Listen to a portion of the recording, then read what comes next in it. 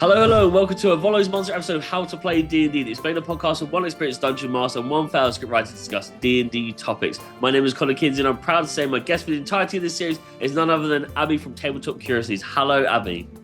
Hello.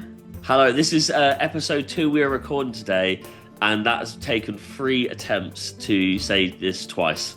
So we're getting there. Don't let them peek behind the curtain like that. Come on, we're first take every time. We never mess up. We're proper DMs, proper podcast hosts. Well, you're kind of like the previous episode. You're leading this, so yeah. Do you wanna ask me how I'm doing this week, even though we just did an episode?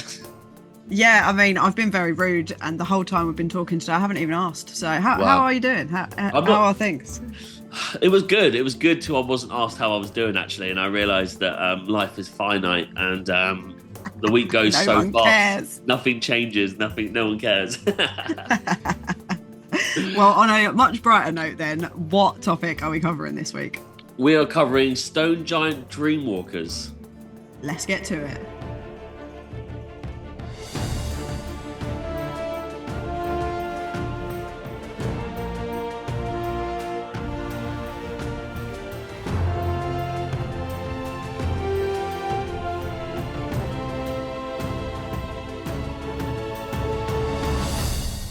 This week we are talking Stone Giant Dreamwalkers. Why did you choose this monster to discuss today? I chose this monster because I don't think they get enough rep. One, you can actually get the miniature for them, as well as the other giants in the Volo's Guide, which is now the Monsters Guide, I believe. Monsters, what's it called? Manual for the Multiverse, something like that. Yes, Monsters of the Multiverse. Obviously, it's changed over time, but which I've got, and then you've got the Volo's Guide. So it's been a trade-off to try and find all the right bits for these. But yeah, the fact you can get a miniature for it is fantastic, and what that stone giant can do is fantastic as well, because you assume giants they're big, they club, that's kind of it, but they've got so much going on for them. Yeah, there's a very classic feel to a giant, and I'm bad for this as well. I think I underutilize them and kind of dismiss it as it's a big scary giant, it's going to hit hard. But yeah, these are a little more interesting. So what kind of stats are we talking for the Stone Giant Dreamwalker? Okay, so straight off the bat, and I don't think this is the case for all the giants, at least not the ones I've used or homebrewed, the AC is 18, which, like I said, I've not looked at the stats of every giant, out there, but usually the bigger it is, the lower the AC in general for ruling, because, how can you miss? But the HP is 161, so that's kind of middle ground. Usually that's quite low for a specialized giant, but its AC is so high, it kind of equals out. Now, it does have a speed of 40 feet, which means not only is it big, but it's not slow. It's actually faster than the regular species you select, which is so that scary. Makes sense with the AC as well, that actually it's on its pins, it's moving, so you're going to struggle to hit it rather than your lumbering slow giant. 100%. And when we get into kind of how we use it and the summary that Volo gives, it will make complete sense as to why it's fast, why it's not necessarily the biggest HP, but its AC is high. That will all kind of make sense into the lore behind the creature. I will say it's chaotic neutral, and that's also quite strange, I think, because you assume it's going to be oafish. It's just kind of will attack anything that's near it, and that's kind of it. That is not the case either. Its traits as a Dreamwalker's Charm. So an enemy that starts its turn within 30 feet of the giant must make a DC 13 Charisma save, provided that the giant isn't incapacitated. On a failed save, the creature is charmed by the giant. So immediately, just being in its presence, 30 feet, that's not the biggest of distances in D&D, but, if you want to hit it, that's not helpful because you're within its charisma saving throw for being charmed. Yeah, and put it in a small space where you've not got much room to run from it. You're kind of stuck in there, 100%. Very strange one for a giant. A charisma save is always a horrible thing to make anyway. Unless you're helpful. A charisma based character, it's not good. Yeah, exactly. If you are a charisma based character for most of the classes, I mean, you're not dealing damage like melee based, but this thing needs you like you're only good if you are charisma based against this thing, and that's pretty worrying to have. Um, it has a multi attack like most giants with its great club, but ignoring that, it has petrifying touch. The giant touches one medium or smaller creature within 10 feet of that is charmed by it. The target must make a Mm. DC 17 con save. So the idea of you being good at charisma but good at con is also not necessarily like there aren't going to be that many party members that are both of those things. No, I can only think of a sorcerer Yeah, maybe would have those two married up, but otherwise, either one is likely to be a dump stat. exactly. And on a failed save, the target becomes petrified, and the giant can adhere the target to its stony body. Greater restoration spells and other magic that can undo petrification have no effect on a petrified creature on the giant unless the giant is dead. So if Right. you're now petrified, and then as the DM, I'm the giant, and I'm now adding you to my body, um, greater restoration is not helping you unless you get rid of me. In which case the magic works normally, freeing the petrified creature as well as ending the petrified condition. It also has rock, which is a ranged attack. That ranged attack is a plus 10, and it's between 60 to 240 feet and can do 4d10 plus 6 bludgeoning damage at 60 to 240 feet. That is better than, like, I don't know, maybe a level 10 ranger. Yeah, Yeah, yeah. And if we're talking, you're in the situation, someone's been bludgeoned by a stone, someone's been charmed, now someone's petrified, and you're like last man standing, and the only way you're going to be able to save everyone is kill that giant. That's an epic moment. That's really yeah. epic. Now, like I know we'll get into the questions in a second, so this will make sense. But it has such a like wide variety compared to the other giants, from what I've ran at least, that there is a reason why it's so ridiculously good, and it's so hard to combat, um, which we'll get into with the next questions. Yeah. Yeah, let's get into it. So, have you ever encountered a Stone Giant Dreamwalker, or have you ever used one? So I've actually used the Stone Giant Dreamwalker going through this guide like at my local store, as like I said, I don't own the book. I was like, this is perfect. I already had kind of like in the like set one shot I'd set up, it was kind of people turning up on an island. They're there to kind of like they've been told by like their local kingdom to go and help these locals on this island. Like things are going weird there. And I used the Big B's giant book. I can't remember what the full title was Oh called, yeah, yeah. which I absolutely love. And that had like giant creatures that had basically transformed from civilians on that island. No one knew why. Obviously, they have to solve that, so it's a bit of a detective episode.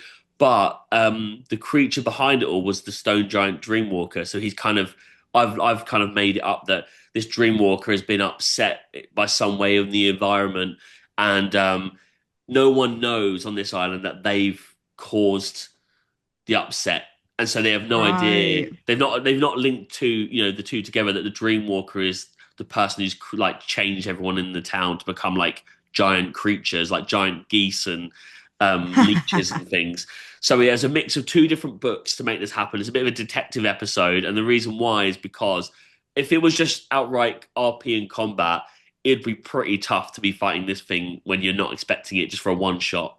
Yeah, yeah. It's the sort of thing as a DM you'd want to set up a few like hooks and a few like this isn't your standard giant that we're dealing with. Something Hmm. weird's going on, and as you say, that kind of detective mystery. Did that session end up in a combat with the Dreamwalker then? They actually talked. They were going to have They were going into combat. They hadn't. They'd kind of pretty much missed all of the indications of what they were coming up against. And to be honest, I don't think they would have ever ran a session or been in a session with a Dreamwalker before. Um, Mm. but they did actually talk it out of. They did have conversation and then come to terms with why it had done what it had done, and it had turned out that the people in the town very much knew who was turning these people, and it was those original people they come across in the island who they think they're kind of like victims were the source of it all, and were just keeping like quiet about what had gone on to keep like the gold or prize Mm. they'd found by going into this Dreamwalker's camp. So it turned pretty quickly. So it did stick with that detective idea of like, well, actually, we found out what happened, even though it was the long way of doing it, true D&D style, and then going to the real criminals and arresting them, taking them back to the kingdom. Oh, I love that. Yeah. I would love to see though how a combat would go with this. I would be Oh, very intrigued. And would you say that's a reasonable thing if we're saying how could a DM put this into the game? I think it's reasonable to have it as a big combat bad as well. yeah, I would. It's hard to say when it comes to like people's levels with these kind of things because it is really down to the play as well, like not just like the level they are. But I Mm, mean, this is supposedly a CR10 creature. Like if you're doing it by XP, it's 5,900. So yes, its AC's pretty high, but its HP's low. It does significant damage, and it really does. Like you said, a lot of these stats that you'd be using for it are like they never match up for a class. So you really are relying on a party that know each other, know how to take turns with each other. They're really into combat, and will like get a real kick out of fighting this thing, both like close up, ranged, um, you know, all sorts of ways. The only thing that's a downside to it for listeners, which is good for players, is this initiative is +2, which is absolutely shocking considering how big it is yeah. and what it can do, and the fact it's kind of in this ethereal world. It's strange that its initiative is so low. I tell you what though, DMs, my advice on that one would be like start the combat before they're even really aware of it with that big rock throw. Just let Yeah, the yeah. rocks come. Yeah, Well, just don't worry about rolling initiative. Surprise them. this is another thing. This is another thing that's strange about that +2 initiative is that with the rock throw being +10 to hit at such a distance and such damage, in the summary of this creature, they actually talk about why all of those things make sense. So it's weird. It's not like just a summary of this creature, like, a bit of fun for Volo and whoever wrote it in the book, but it actually makes it, the stats make complete sense to the summary, which is really nice. It's not often the case. Yeah, it's not always the case, is it? You have to do some of the like filling in the gaps yourself. But Yeah. yeah, just from the look I've had at Volo's talking about this in the book, there's a lot to get into and a lot of ideas that would spark, like you've done, to sort of add in your own flavor and your own like detective work, but also have a really interesting session. Yeah, definitely. Yeah. So, what quote do we get from the book? Okay, so a creature's first sign that it has intruded into stone giant territory might be a boulder thrown seemingly from nowhere and exploding into shards against a nearby rock. Those who know anything about stone giants understand that this wasn't a miss, it was a measured warning, and the next stone won't land so harmlessly. So, from that, Oh, you do get the idea that it's kind of a volatile creature. It doesn't mess about. It can definitely hit you, and it's chosen not to. So I think that +2 initiative makes sense, but also Volo says there, if it wanted to, it can do some serious damage, and it missed on purpose. And I imagine really them being quite like solitary things that are, they've got their own lair or cave that they're kind of defending. So it's not Mm, like you're just gonna walk along and spot one. You're gonna have to kind of infiltrate, hunt it down, kind of thing. So yeah, beware of boulders. 100%, 100%. All right, Connor, see us out then.